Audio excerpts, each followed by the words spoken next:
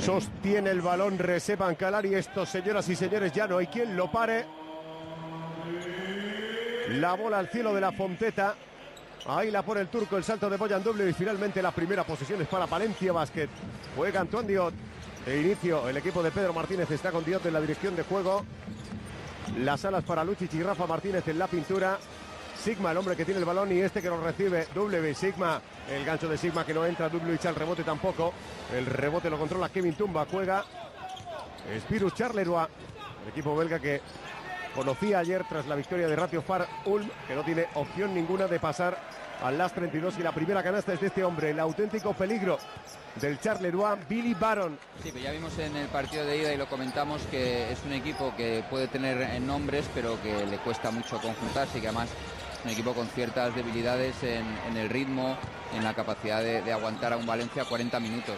El pase de Maxime Gadou, que se pierde directamente fuera, no lo puede recibir su compañero en esa posición, y recuperará la bola Valencia Basket. Es difícil, ya lo veníamos hablando, el salir de una liga como la belga, cada semana competir en Europa. En su liga va muy bien, están segundos, claro, por detrás de Ostende. Claro, es normal, pero lo que pasa es que el ritmo es otro de estos equipos. Valencia cada fin de semana tiene un partido que es mucho más complicado que tiene Charleroi, y sobre todo la capacidad de entrenar y de poner a cada uno a tope en el campo, pues la tiene mucho más el equipo de Pedro Martínez que no el equipo de Jack Stas. Empató el partido Bojan Dubljević con esa canasta bajo tablero. Ahora a punto ha estado de robar esa bola Vladimir Lučić.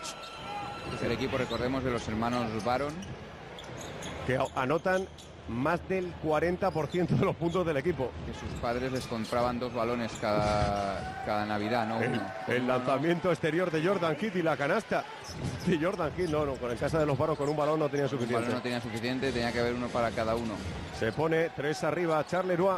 Maneja Valencia Basket, se quiere marchar Antoine Diot por el centro de la zona. Viene el lanzamiento de Diot y el tapón de Jordan Hill. Un equipo muy físico con hombres atléticos como el propio Hill, y el máximo reboteador ofensivo de la competición, el belga de origen congoleño Kevin Tumba, casi 10 rebotes por partido. Sí, habíamos hablado de lo que tiene este equipo, ¿no? Como individuos, eso no cabe ninguna duda. Individuos hay. Juega Lučić en la esquina, amagando el triple, afuera para Rafa Martínez, inicia la penetración, afuera para Diot, el lanzamiento de 3 de Antoine Diot, no entra el tiro, pero hay falta personal del hombre que acudía al punteo, de Loïc Schwartz, que va a llevar a la línea de tiros libres al playmaker de Valencia Basket. Hay que ver también cómo gestiona esto Jack Stas, porque viajaron sin saber si estaban clasificados. ¿Y ahora qué haces? ¿Quién pone? Lo más habitual es, te la juegas, es un reto vencer a un equipo invicto. Yo creo que hoy el partido no va a tener demasiados grises, o sea, puede salir en un blanco o un negro, es decir, el equipo belga no tiene nada aquí que jugarse, y eso lo que puede significar es que en un momento dado vean que el partido no lo pueden luchar, con lo cual se vendrán muy abajo, o que pase lo contrario, ¿no? Que salgan absolutamente sin ningún tipo de presión, y con los jugadores que tienen pues puedan llegar a dar un susto muy gordo. Este tipo de partidos que se han jugado muchas veces suelen pasar así, ¿no? Luego, bueno, veremos, no queremos hacer de adivinos, pero es un primer pronóstico. Billy Baron con el balón, marcado por Diot. Baron sacando el balón afuera para el lanzamiento de Maxime Gadou. Vaya triple acaba de clavar Maxime Gadou, el jugador formado en la cantera del Lieja. Segundo triple de Charleroi, ventaja en el marcador para el equipo belga. 4-7, juega Valencia Basket, la tiene en un costado Rafa Martínez sobre el bloqueo de Sigma, aguanta el capitán Rafa Martínez, conecta con Dubljević, de nuevo afuera para Rafa, en el mano a mano Martínez busca un pasillo en la penetración, Martínez a punto de perder, aguanta Rafa todavía el balón, se acaba el tiempo, Sigma sobre la bocina, canasta de Luke Sigma cuando se agotaba el tiempo. Se pone a 1 Valencia Basket. No nos ha dado tiempo a comentar antes del inicio del partido ese quinteto con Dubljević en él. Es una cosa que... Es la primera vez, y eso te lo puedo decir, que Pedro Martínez lo saca de inicio. Claro, que no habíamos visto. Primero porque Dubljević ha pasado semanas sin estar ahí. Ya vemos qué capacidad atlética tienen estos jugadores. Loïc Schwartz.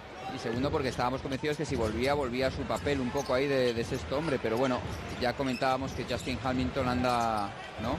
Ha tenido ahora que hacer... el tapón Ha tenido problemas físicos, el balón que se pierde directamente fuera. No hubo entendimiento ahí entre Lucic y Antoine Diot. Claro, Hamilton ha tenido bastantes problemas físicos y lo lógico, porque estamos comentando que, claro, que Valencia se juega mucho. Bueno, es verdad, se juega una racha que nos hace mucha ilusión a todos, pero desde el punto de vista de Pedro Martínez eso no está en juego. O sea, es un partido, pues bueno, en donde no tiene por qué Valencia exigirse demasiado. Sino viene ahora Dublevic cortando esa bola de las manos de Suárez. Se queda solo Rafa Martínez en el triple. Triple de Rafa Martínez. Empata el partido el capitán de Valencia Basket. Canasta del equipo español. Juega Schwartz. Schwartz con Rafa Martínez en un costado. Acude en su ayuda Billy Baron. Baron que recibe la pantalla de Kevin Tumba. Aguanta Baron. Ahí está el de Rhode Island cruzando el balón para Jordan Heath. Inicia la penetración. Heath, el rectificado. Muy forzado el balón.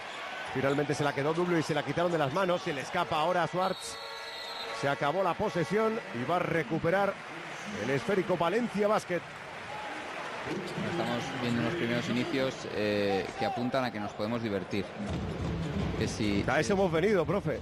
Si estos jugadores de negro, los belgas, sacan un poquito así su calidad individual, juegan sin complejos y sin nada que perder, bueno, pues a lo mejor dan un buen espectáculo hoy.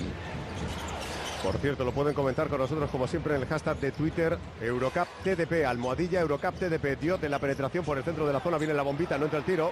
El rebote lo palmea, apoyan Dublevic y la canasta es para Valencia Basket. Apareció de nuevo el montenegrino. 4 puntos ya para él en el encuentro. Maneja Billy Baron.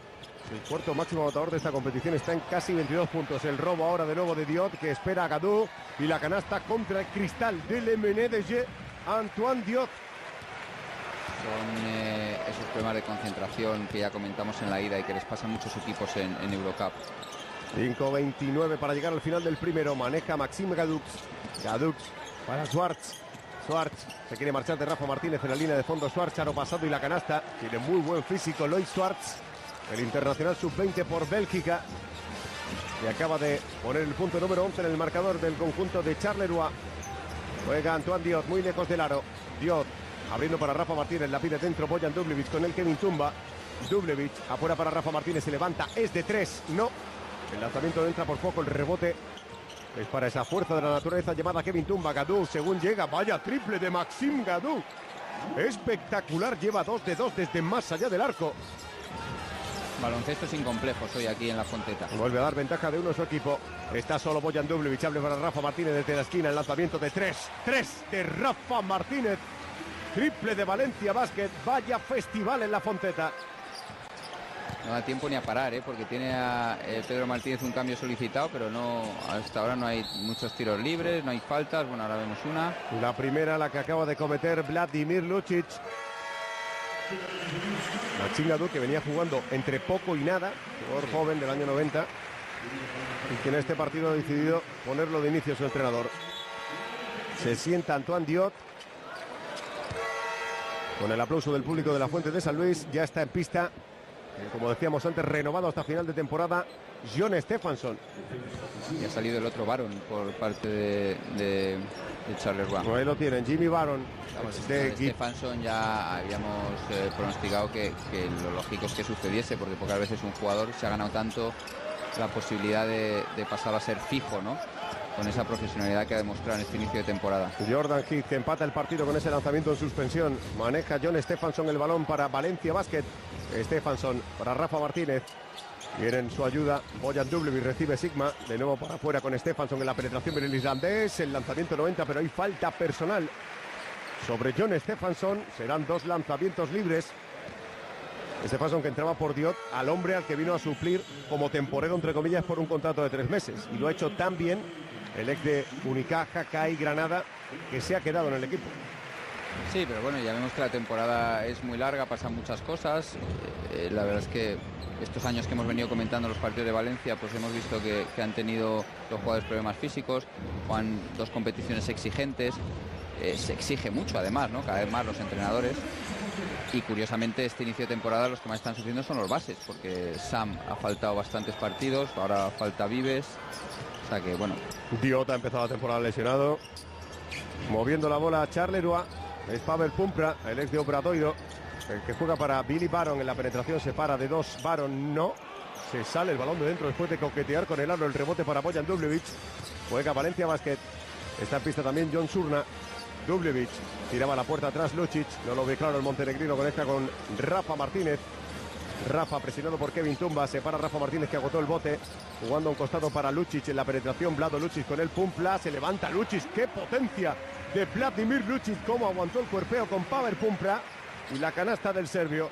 Se quedó ahí una milésima más. Es un duelo de físicos espectacular, porque Pumpla es un auténtico coloso. Jugando Jimmy Baron.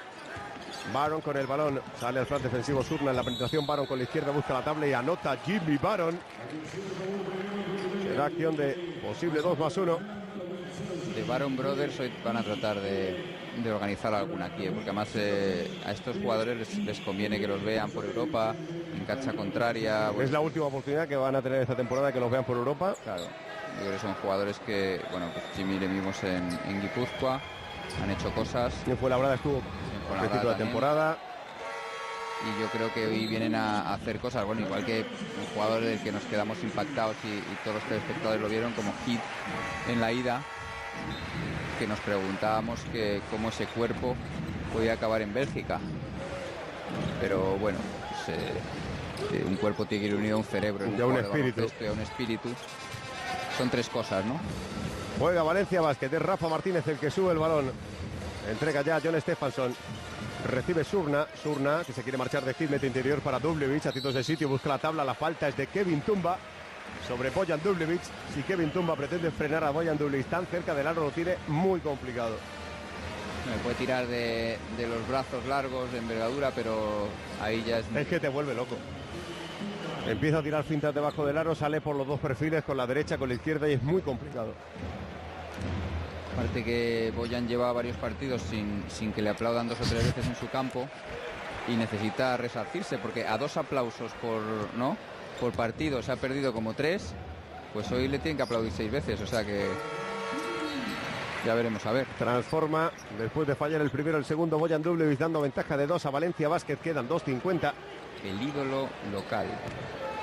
Desde luego uno de los pilares de este equipo, Bojan Dubljevic.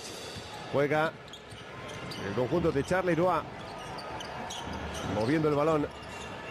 Pumpra encuentra bien a Seamus Boxley y la canasta de Seamus Boxley. Qué bien lo vio muy bien Boxley, enseñó muy bien además esa situación porque se había ido a la ayuda su defensor. Ahora hay falta personal